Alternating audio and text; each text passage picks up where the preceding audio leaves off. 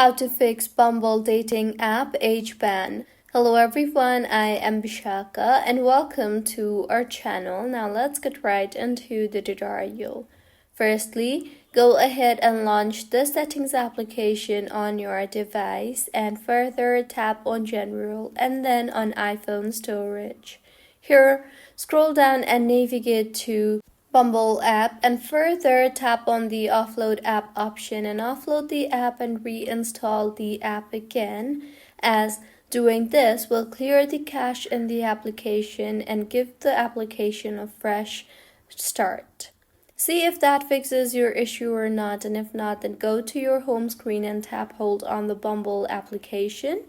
You will see the remove app option, tap on that and then tap on the delete app option.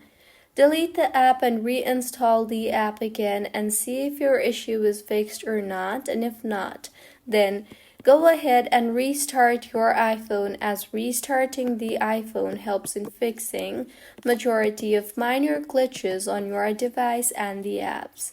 If you find this tutorial helpful, please like the video and do comment if you have any queries.